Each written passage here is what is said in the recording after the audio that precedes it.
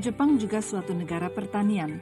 Sampai tahun-tahun 1940-an, kira-kira 70% dari penduduknya hidup di desa-desa pertanian, di mana kehidupan orang-orang ditentukan oleh nilai-nilai tradisional yang didominasi oleh kaum laki-laki. Ada pepatah lama Jepang yang mengatakan, di 3 dunia tiada rumah bagi wanita. Maksudnya, wanita sama sekali tidak punya tempat di mana ia bisa merasa kerasan. Sebelum berumah tangga, seorang wanita berada di bawah kekuasaan ayahnya, dan kemudian setelah kawin, ia di bawah kekuasaan suaminya. Lalu kalau suaminya telah meninggal, ia akan di bawah kekuasaan anak laki-lakinya yang sulung. Jadi ini berarti bahwa wanita harus selama-lamanya patuh pada laki-laki. Ada masa ketika wanita sama sekali tidak dianggap sebagai anggota penuh masyarakat. Ini bisa dilihat dari pepatah yang merendahkan wanita, seperti perempuan dan anak-anak susah diatur, atau istilah pikiran tangkal perempuan. Tapi kaum wanita di masa itu juga menerima saja hal ini, atau merasa bahwa memang demikian halnya. Mulai tahun-tahun 1950-an, setahap demi setahap, Jepang maju dalam industrialisasinya. Dan dalam tahun-tahun 1960-an, negara ini memasuki masa pertumbuhan pesat ekonomi. Dan ini menimbulkan kebutuhan akan tenaga kerja wanita. Pada mulanya, wanita dianggap sebagai tenaga kerja murah yang fungsinya hanya untuk membantu kaum laki-laki. Walaupun begitu, ini telah memungkinkan kaum wanita mendapatkan penghasilan dengan usahanya sendiri, dan mereka mulai bisa merasakan ketidakbergantungan ekonomi. Bersamaan dengan itu, wanita yang melanjutkan pelajaran ke SMA dan universitas pun bertambah jumlahnya. Begitu juga yang belajar di sekolah-sekolah kejuruan. Sekarang jumlahnya hampir tidak ada bedanya dengan laki-laki. Muncullah nilai-nilai baru. Pemerintah juga menetapkan sistem dan undang-undang untuk merealisasikan persamaan hak antara pria dan wanita. Mula-mula untuk melindungi hak asasi kaum wanita, dibuat undang-undang pencegah pelacuran. Kemudian muncul undang-undang pelindungan egenetika untuk melindungi seorang ibu. Setelah itu diberlakukan pula Undang-Undang Cuti Hamil dan Undang-Undang Persamaan Kesempatan Kerja untuk menjamin partisipasi kaum wanita dalam masyarakat. Kemajuan dalam mendapatkan pendidikan yang lebih tinggi sudah tercapai, dan struktur hukum yang menjamin persamaan hak antara wanita dan pria pun sudah terbentuk. Walaupun begitu, kita, kaum wanita yang masih terikat pada budaya, kebiasaan, dan nilai-nilai yang didominasi oleh kaum laki-laki, boleh dikata belum membebaskan diri sepenuhnya. Sayang sekali, walaupun mungkin sudah memiliki pengetahuan dan keterampilan teknis, dan juga jaminan persamaan hak melalui sistem dan undang-undang, pada kenyataannya, kaum wanita masih belum bisa bertindak memanfaatkannya sepenuhnya. Selama jauh dalam sanubarinya, wanita belum berusaha membebaskan diri, maka bagi wanita tidak akan ada persamaan yang sebenarnya dengan kaum laki-laki, dan mereka tidak akan pula bisa mandiri.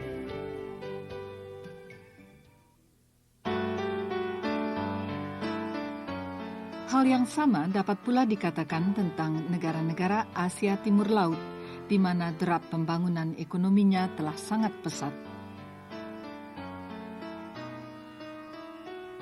Di Korea Selatan misalnya, tingkat pendidikan mereka sudah tinggi, dan sekarang persentase wanita yang belajar di universitas sudah melampaui kaum laki-lakinya.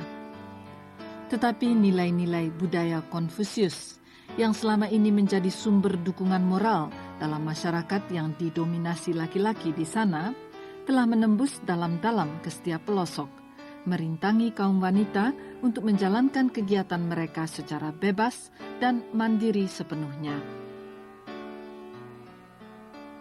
Ada anggapan bahwa cara hidup yang terpuji bagi wanita adalah kawin selagi muda, taat pada suami, melahirkan anak-anak yang sehat, patuh pada ibu mertua, dan hidup tawakal.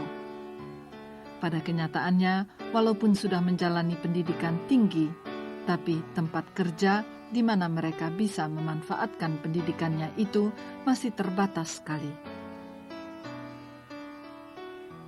Di Cina, salah satu dari kebijakan modernisasi yang dijalankan secara ketat oleh pemerintahnya untuk mengekang pertumbuhan penduduk adalah kampanye satu keluarga, satu anak. Tetapi satu anak yang didamba-dambakan untuk membawakan kebahagiaan bagi orang tuanya itu pun anak laki-laki. Anak laki-laki ini akan diperlakukan seperti seorang kaisar kecil, dimanja dan dipuja-puja. Di Cina pun nilai-nilai seperti Chong Nan Ching Nu yang mementingkan laki-laki dan merendahkan wanita masih berakar di kalangan wanitanya sendiri.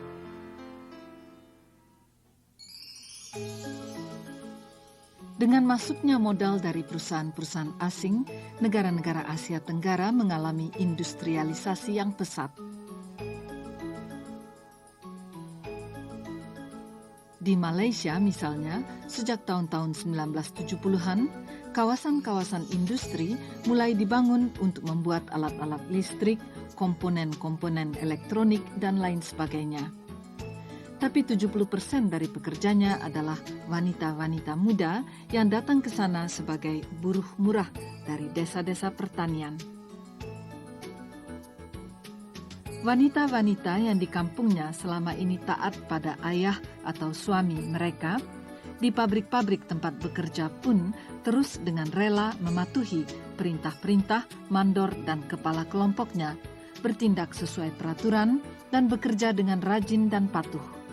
Mereka memegang teguh tradisi mengorbankan diri demi orang tua atau keluarga. Dan pihak perusahaan kelihatannya juga menganggap tradisi ini sudah sewajarnya dan memberikan kepada mandor-mandor dan kepala kelompok wewenang seperti bapak kepala rumah tangga saja.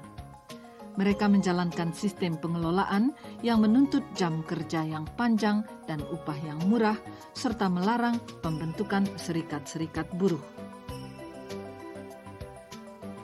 Begitulah, setelah merasakan sendiri bagaimana bekerja itu dan menyadari bahwa mereka tidak punya makna yang penuh dalam pekerjaan, dalam hati kaum wanita mulai timbul keinginan yang kuat untuk berkeluarga.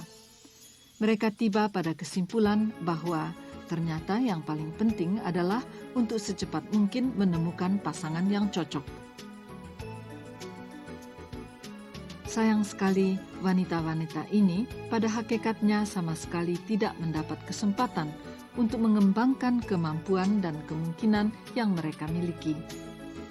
Suatu kerugian yang besar, baik bagi kaum wanita sendiri maupun bagi negara-negara yang terus mengalami perkembangan ekonomi, bahwa mereka selalu harus terkungkung oleh nilai-nilai lama dan tidak pernah bisa membebaskan dirinya.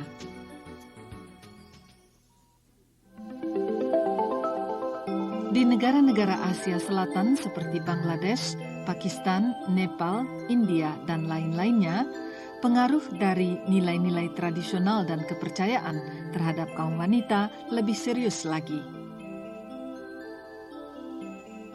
Di daerah-daerah pertanian khususnya, kaum wanita dianggap tidak lebih dari suatu alat untuk menjalankan pekerjaan dan untuk melahirkan anak saja. Kabarnya, kebanyakan dari wanitanya dipaksa memasuki perkawinan pada usia sangat muda, 11 atau 12 tahun, untuk terus-menerus melahirkan anak dari tubuh mereka yang belum matang itu. Hal mana pada akhirnya dapat mengakibatkan kematian karena keletihan dan kekurangan gizi.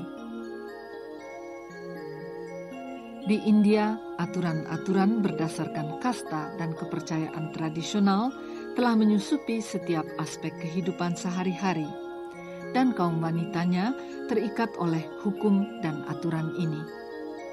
Dalam hal perkawinan misalnya, hukum Manu menetapkan bahwa perkawinan seorang wanita baru akan sempurna apabila ia membawa pakaian, logam-logam mulia, dan barang-barang lainnya. Ini berarti wanita pada dasarnya tidak ada nilainya. Mereka malahan semata-mata merupakan beban saja. Oleh karena itu, ayah dari seorang anak perempuan harus menyertakan mahar atau mas kawin wajib untuk laki-laki yang akan menjadi suami anaknya. Akibatnya seringkali ada wanita yang tidak bisa kawin karena tidak punya mahar, atau ada wanita-wanita yang karena maharnya tidak cukup lalu disiksa sampai mati oleh keluarga suaminya atau bunuh diri. Sebenarnya di India pun ada undang-undang yang melarang diskriminasi jenis kelamin, suku, atau kasta. Selain itu ada pula undang-undang yang menjamin upah yang sama, undang-undang yang melarang adanya mahar, undang-undang yang melarang anak-anak di bawah umur kawin atau hamil, dan sebagainya. Tapi pada kenyataannya undang-undang ini tidak dilaksanakan.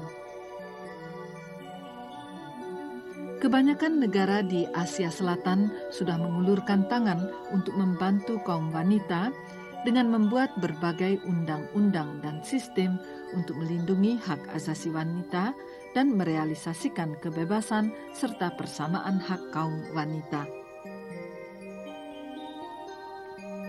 Tetapi mungkin dapat dikatakan bahwa pada kaum wanita sendiri masih terdapat masalah yang merintangi pelaksanaan undang-undang itu, sehingga undang-undang itu hanya tinggal namanya saja. Untuk menghilangkan problem ini, kita terlebih dahulu harus mencari apa permasalahannya dan bagaimana cara menyelesaikannya.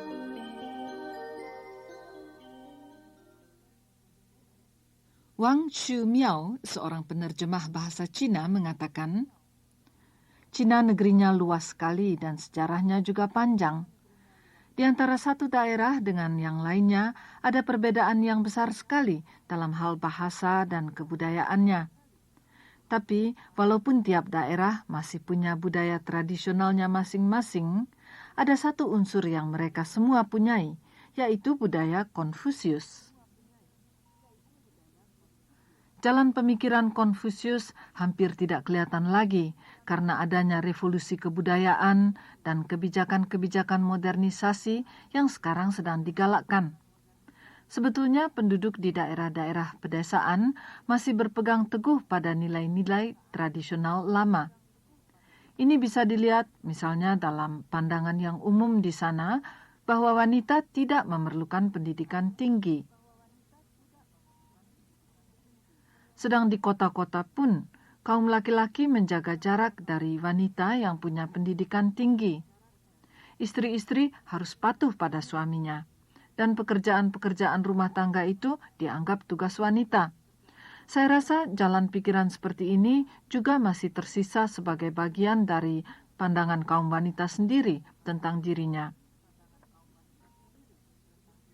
Tapi kebanyakan wanita itu sebetulnya bersemangat sekali. Baik di sekolah ataupun di tempat kerja, semangat mandirinya juga tinggi. Selain itu, sekarang macam-macam undang-undang dan sistem sudah menjamin persamaan hak mereka, dan tidak ada diskriminasi antara laki-laki dan wanita dalam hal upah, kedudukan, dan kenaikan pangkat. Kalau dilihat dari Asia pada keseluruhannya, saya rasa wanita-wanita Cina cepat terbebas dari sistem-sistem nilai tradisional yang kuno, dan lingkungannya memungkinkan mereka buat menunjukkan kemampuan dirinya. Begitulah Wang Shumiao mengutarakan pendapatnya. Nah, kalau begitu mari kita lihat dahulu kaum wanita Asia bekerja di tempat yang bagaimana dan dengan kesadaran yang bagaimana, serta apa pekerjaan mereka. Kita pikirkan pula apa yang sebaiknya dilakukan untuk mencapai kebebasan dan emansipasinya. Di Jepang, sejak tahun-tahun pertengahan 1980-an, terjadi peralihan ke industri-industri teknologi tinggi, informasi, dan jasa. Kaum wanita juga mulai memasuki industri-industri jasa, eceran, grosir, keuangan, dan asuransi, dan persentase jumlah mereka menjadi kira-kira sama dengan pekerja laki-laki. Sementara 94,7% dari guru taman kanak-kanak, 99,2% dari pengasuh anak, dan 94,7% dari juru rawat di rumah sakit adalah wanita, kesenjangan masih tetap ada dalam bidang-bidang teknis khusus, di mana persentase wanita tidak lebih dari 7,1% dari pimpinan perusahaan, 7,1% dari akuntan, dan 3,5% dari hakim, pejabat kehakiman, dan jaksa. Perbedaan upah juga masih tetap ada. Kalau dilihat dari seluruh industri, maka rata-rata upah yang diterima oleh kaum wanita tidak sampai 60% dari yang didapat oleh kaum pria.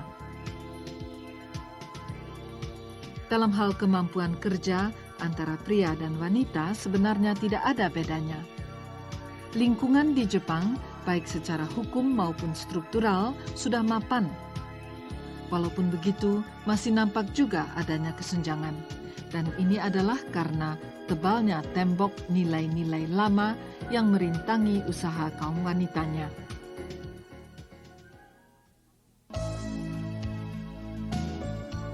Peralihan dari industri primer ke industri sekunder dan kemudian ke industri tersier bahkan sudah mulai berjalan di Asia Timur Laut dan Tenggara.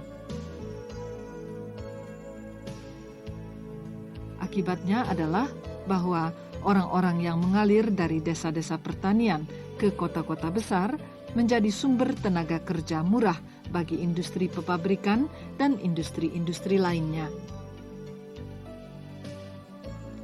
Jumlah besar wanita muda dari kawasan-kawasan pertanian sekarang bekerja di pabrik-pabrik yang banyak terdapat di Malaysia, Taiwan, Indonesia, Thailand, dan negara-negara lainnya. Setiap hari mereka harus menerima saja jam kerja yang panjang dan peraturan-peraturan yang ketat di pabrik, tempat tinggal yang tidak memadai, serta campur tangan ke dalam kehidupan pribadi mereka. Di Filipina, walaupun tamat dari universitas, bagi kaum wanita tidak ada tempat untuk bekerja, dan banyak sekali kaum wanitanya yang mau membayar biaya agen yang mahal untuk mencari kerja di luar negeri. Mereka lalu mengirimkan penghasilannya yang dalam mata uang asing itu kepada orang tua atau keluarga di tanah airnya. Boleh dikata, wanita-wanita yang bekerja dalam keadaan seperti inilah yang membantu menopang perekonomian di negara-negara berkembang. Mereka merupakan kunci dalam lebih memajukan ekonomi negaranya. Sulistiasih, seorang bekas koresponden harian Kompas, mengatakan, kedudukan kaum wanita di Indonesia juga masih rendah, dan keadaan sekarang ini belum memungkinkan mereka bekerja sederajat dengan laki-laki. Wanita karier yang bekerja seperti laki-laki tidak disenangi, baik oleh kaum laki-laki maupun oleh masyarakat pada umumnya. Banyak drama televisi dan film-film yang menggambarkan wanita karier sebagai tokoh yang dikritik, mengabaikan rumah tangga dan mengorbankan keluarganya. Karena itu, dalam iklim sosial seperti ini, sulit bagi wanita untuk bekerja seperti laki-laki. Tapi kehidupan keluarga-keluarga golongan bawah berat dan banyak wanita yang harus bekerja. Hampir semua pekerjaan mereka sifatnya hanya sebagai pembantu pekerjaan laki-laki. Upah yang mereka dapat bukan untuk dirinya sendiri, tapi dipakai buat anak-anak, orang tua, atau keperluan lain dalam keluarga. Mereka juga merasa bahwa itu perbuatan yang sudah sewajarnya dan luhur. Di Indonesia, nilai-nilai tradisional yang didominasi oleh kaum laki-laki masih kelihatan dalam segala aspek kehidupan sehari-hari. Dan pola yang umum adalah bahwa laki-laki bekerja di luar, sedangkan wanita mengurus rumah tangga. Begitu kata Sulistiasih. Di kebanyakan negara Asia Selatan, industri primer, khususnya pertanian, masih merupakan industri yang utama. Lebih dari separuh penduduknya tinggal di daerah-daerah pedesaan. Kaum wanita bekerja lebih keras daripada kaum laki-lakinya. Selesai bekerja di ladang, kaum wanita masih harus bekerja tanpa henti-hentinya, mencuci pakaian, menimba air, mengumpulkan kayu bakar, mengurus anak-anak, dan lain sebagainya.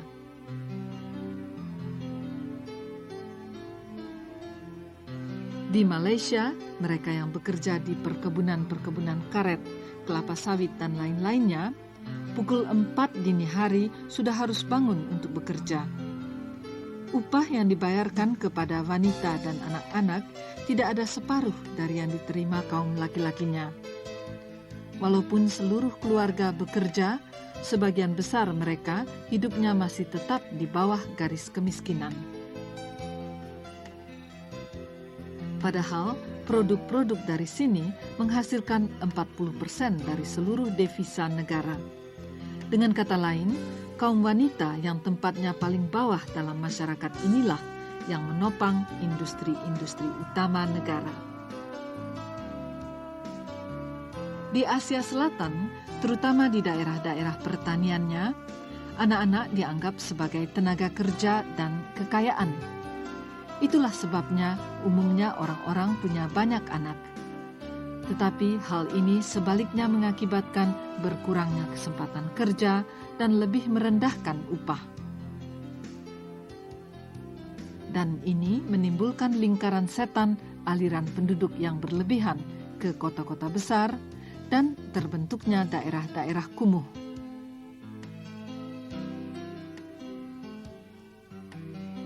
Ternyata di kota pun bagi wanita tidak ada tempat untuk bekerja kalau mereka tidak punya pendidikan atau keterampilan. Dan ini lalu menimbulkan suatu pola di mana kaum wanita berbondong-bondong pergi mencari kerja ke luar negeri, seperti ke negara-negara Arab, Hong Kong, Taiwan, Jepang, dan lain-lainnya. Pola lainnya adalah karena miskinnya, kaum wanita itu lalu kena tipu dan dijual sebagai pelacur dan diperjualbelikan sebagai alat pencari keuntungan. Walaupun begitu, karena tidak punya pilihan selain bekerja itu, mereka mau mengorbankan diri dan pasrah pada nasibnya.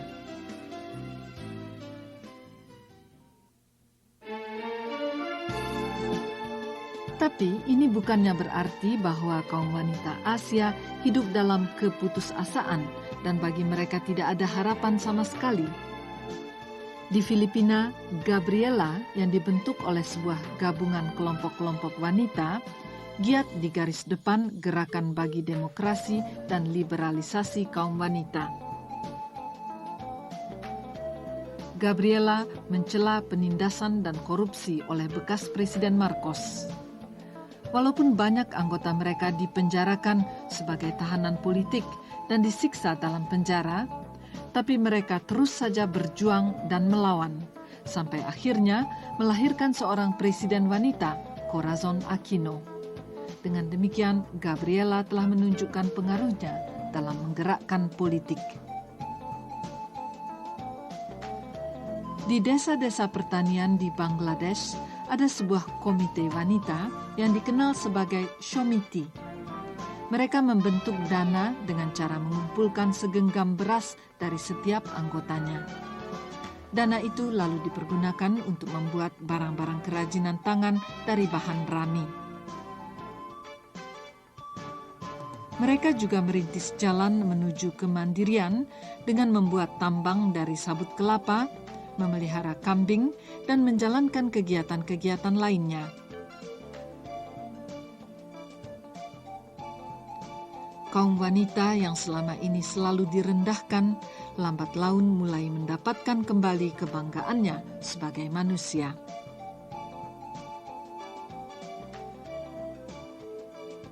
Di Thailand, para anggota organisasi wanita bernama Empower melakukan kegiatan-kegiatan dengan tujuan membebaskan diri dari kemiskinan. Salah satu contohnya adalah belajar bahasa Inggris. Kalau bisa bahasa Inggris, mereka akan bisa mendapat pekerjaan yang tetap dan jadi mandiri. Oleh karena itu, mereka terus berusaha. Di India pun, gerakan anti-mahar berkobar. Perjuangan melawan mahar yang dijalankan oleh kaum wanita dengan mempertaruhkan jiwanya itu meluas dari New Delhi ke daerah-daerah di seluruh negeri. Bhagirathi Mani yang berasal dari Bombay, India, dan sekarang sedang menjalani program S2 di Amerika Serikat mengatakan, dalam keluarga-keluarga di Asia Selatan, terutama di India, biasanya suami umurnya kira-kira 10 tahun lebih tua dari istrinya. Jadi saya rasa suami itu cenderung memperlakukan istrinya seperti anak-anak yang tidak tahu apa-apa. Dan istri juga lama-lama mulai menganggap dirinya bodoh dan tidak bisa berbuat apa-apa. Tapi di kalangan generasi muda sekarang, makin banyak wanita yang sekolah di SMA dan universitas, dan mereka sudah bisa memanfaatkan kepandaiannya dalam pekerjaan. Mereka kebanyakannya bekerja di bank dan lain-lainnya, dan kalau keluarganya punya usaha di rumah sendiri, maka wanita itu banyak juga yang mau bekerja di sana. Wanita yang bekerja di luar sudah semakin banyak, bukan hanya di kota besar saja, tapi juga di daerah-daerah pedesaan. Kebiasaan menyerahkan mahar sudah berjalan berabad-abad di India. Dan masalahnya dengan mahar itu adalah bahwa akibatnya wanita diperlakukan sebagai barang dan bukannya manusia. Dan yang lebih parah lagi, wanita sendiri pun merasa lebih aman kalau menyerahkan keputusan perkawinan pada keluarga atau orang tuanya. Sebetulnya wanita India itu menarik sekali dan juga pandai. Di India ada juga gerakan-gerakan sukarela yang diprakarsai untuk mendorong mereka mengembangkan kepandaiannya sendiri. Misalnya kegiatan-kegiatan seperti merajut atau membuat kerajinan tangan, di mana mereka bisa bebas mendapat penghasilan. Gerakan-gerakan seperti itu dijalankan di kota-kota dan juga di desa-desa, dan ini masa depannya cukup cerah. Demikian kata Bhagirathi Mani. Pemerintah negara-negara Asia dalam mengejar masyarakat yang lebih makmur dan bebas, kini sedang menanggulangi masalah-masalah seperti pembangunan ekonomi, meningkatkan pendidikan, menambah lapangan pekerjaan, melenyapkan diskriminasi jenis kelamin, dan lain sebagainya. Konferensi Internasional tentang Kependudukan dan Pembangunan di Kairo bulan September 1994 telah memutuskan untuk menjamin bagi semua pasangan dan pribadi-pribadi apa yang disebut reproductive health dan reproductive rights, yakni hak-hak untuk menentukan sendiri kapan akan melahirkan dan berapa anak yang akan dilahirkan. Demikianlah himbauan bagi hak-hak wanita semakin kuat berkumandang di seluruh dunia. Tetapi bagaimanapun bagusnya sistem dan undang-undang yang ada, apabila kita kaum wanita sendiri tidak berani menghadapi sendiri masalah-masalah tadi, maka bagi kita tidak akan pernah ada kebebasan dan emansipasi. Tidak akan ada kebebasan kalau kita tidak mau belajar sendiri, mendapatkan kepandaian, saling membantu, dan mawas diri untuk meningkatkan kesadaran tanpa terikat oleh nilai-nilai yang lama. Walaupun begitu, tidak semua nilai-nilai yang ada selama ini dapat dikatakan buruk dan bisa disalahkan. Kita perlu mawas diri dan mencari sendiri nilai-nilai yang tidak berdasarkan pada kenyataan dan yang tidak rasional, lalu merombaknya. Selama hal ini tidak kita lakukan, kita tidak akan pernah bisa membebaskan diri dari kemiskinan. Masing-masing kita harus mengembalikan kebanggaan diri sebagai manusia dan hidup dengan penuh kepercayaan diri. Kalau kita, kaum wanita Asia, tidak menyambut setiap hari baru dengan sikap yang positif dan hidup secara kreatif, maka persamaan antara wanita dan pria dan kebebasan dalam arti sebenarnya tidak akan pernah tercapai.